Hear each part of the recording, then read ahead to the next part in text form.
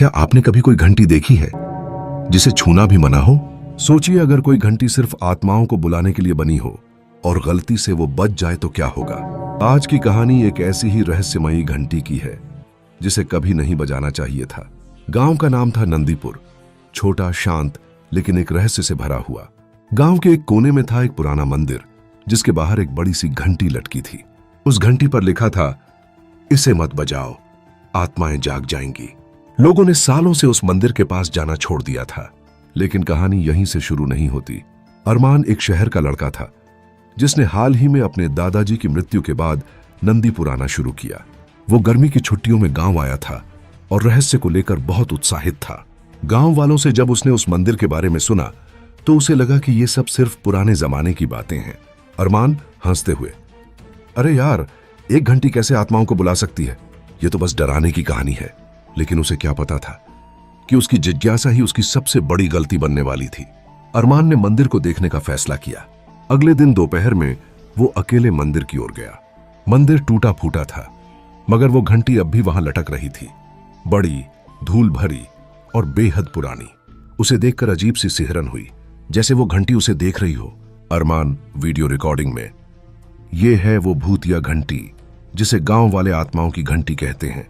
मैं इसे अभी बजाने वाला हूं और देखता हूं क्या होता है।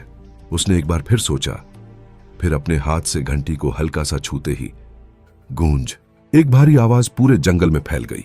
उस गूंज में एक अजीब कंपन था, कुछ ऐसा जो इंसानी नहीं लगा। घंटी बजने के बाद कुछ नहीं हुआ, या शायद ऐसा लगा। अरमान वापस घर लौट आया, लेकिन उस रात सब बदल गया। वो अपने कमरे में सो रहा था। अचानक खिड़की अपने आप खुल गई। हवा ठंडी थी, लेकिन एक अलग सी गंध साथ लाई, जली हुई मिट्टी और खून की। कमरे में दीवार पर धीरे धीरे कुछ लिखा जाने लगा, खून से। तूने घंटी क्यों बजाई? अरमान डर कर चिल्लाया, मगर घर वाले कहने लगे, कुछ नहीं बेटा, तू सपना देख रहा है। मगर अगली सुबह दीवार पर वही लिखा था, घंटी। अरमान ने गांव के सबसे बुजुर्ग बाबा से जाकर सच पूछा। बाबा ने कहा, वो घंटी 150 साल पुरानी है। उस मंदिर में कभी एक तांत्रिक रहता था, काला जादू करता था। एक दिन गांव वालों ने उसे रंगे हाथों पकड़ लिया और मंदिर में ही जला दिया। लेकिन मरने से पहले उसने कसम खाई कि जो भी उस घंटी को बिना उसकी इजाजत बजाएगा, उसकी आत्मा कभी चैन से नहीं रहने देगी। बाबा ने कहा, तूने उस आत्मा को जगा दिया है बेटा, अब तुझे उसका सामना करना होगा। अगली रात अरमान के शरीर में बदलाव शुरू हो गया।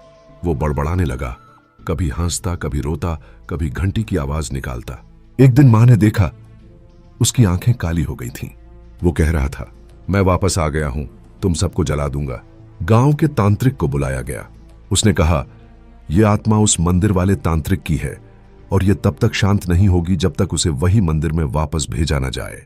अरमान के परिवार और तांत्रिक ने मिलकर एक योजना बनाई। अगली रात अरमान को मंदिर में लाया गया जहां घंटी थी। तांत्रिक ने पूजा शुरू की, मगर जैसे ही मंत्र बोले जाने लगे, मंदिर की दीवारें कांपने लगीं, झाड़ियां जलने लगीं, घंटी अपने आप बजने लगी और अरमान जोर से चिल्लाया, मुझे मत भेजो, ये शरीर मेरा है अब। मगर तांत्रिक रुका नहीं। आखिरी मंत्र के साथ एक जोर की चीख हुई, घंटी टूटी, अरमान बेहोश हो गया। सुबह हुई, अरमान ठीक लग रहा था। सबने सोचा कि सब कुछ खत्म हो गया है। मंदिर की घंटी टूट चुकी थी और आत्मा शायद मुक्त हो गई थी। लेकिन 2 दिन बाद अरमान फिर से उसी मंदिर की ओर चला गया। इस बार उसकी आंखों में चमक थी, पर वो इंसानी नहीं थी। वो मंदिर के सामने खड़ा हुआ और जमीन पर कुछ खून से लिखा, अब घंटी की जरूरत नहीं, मैं आ चुका हूं। हम में से कई लोग रहस्यों को हल करना चाहते हैं, लेकिन कुछ रहस्य ऐसे होते हैं जिन्हें छेड़ना नहीं चाहिए।